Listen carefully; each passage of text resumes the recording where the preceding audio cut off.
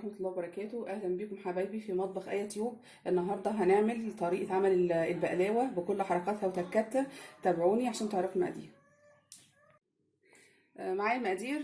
معايا كوبايتين دقيق، معايا معلقتين نشا كبار، معايا معلقة سكر كبيرة، نص معلقة صغيرة ملح، كيس خميرة فورية، واحدة فانيليا، معايا الشربات، معايا الميه الدافيه حسب الاحتياج عشان كل دقيق بيختلف عن التاني. في دقيق بيحتاج ميه كتير وفي دقيق ما بياخدش ميه كتير، فهنحط الميه على حسب احتياجاتنا. بسم الله. هنجيب بوله فاضيه هنحط فيها الخميره،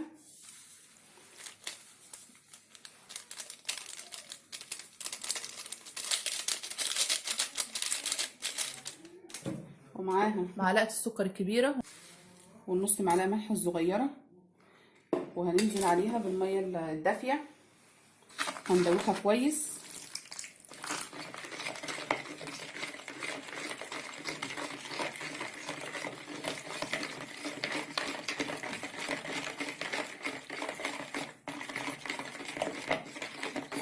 كده خلاص الخميره دابت والملح والسكر. هنحط لهم معلقتين النشا الكبار وهنبدأ نحط الدقيق.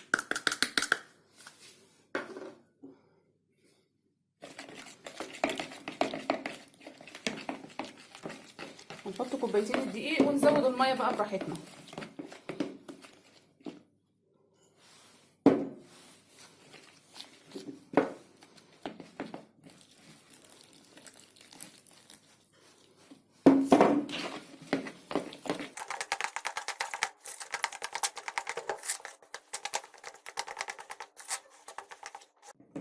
كده خلاص اتعجنت.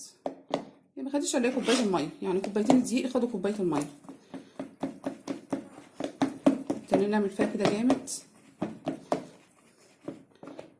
ادي القوام اللي احنا عايزينه اهو. نحط لها بقى واحده فانيليا،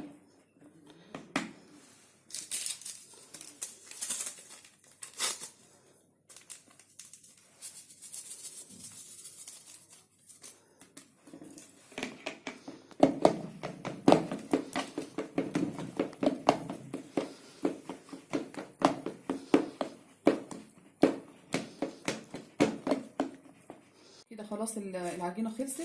اغطيها بكيس بلاستيك وفي مكان دافي، احطها لحد ما تخمر ويضاعف حجمها ونرجع تاني. ادي العجينه اتضاعف حجمها وخمرت. هناخدها نفضي منها الهواء، هنهبطها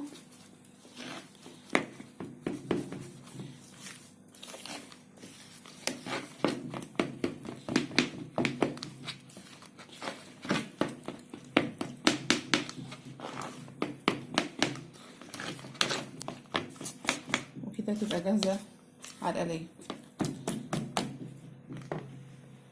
عبيت العجينه في كيس وهبدأ التقطيع. بسم الله.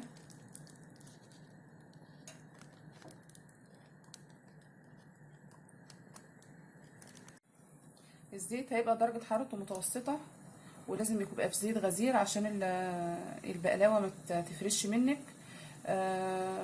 وهتاخد اللون الذهبي الخفيف، وهطلعها عشان هردها مرة كمان.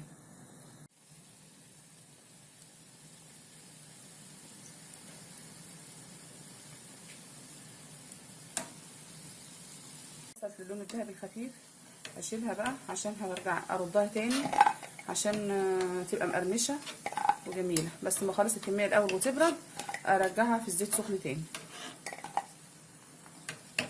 ادي شكل البقلاوه لما خدت الوش الاولاني من القليه. هرجعها تاني وارجع لكم. اول ما تاخد اللون الذهبي الغامق هطلعها على الشربات على طول. ادي شكل البقلاوه بعد ما طلعت. هحطها على الشربات.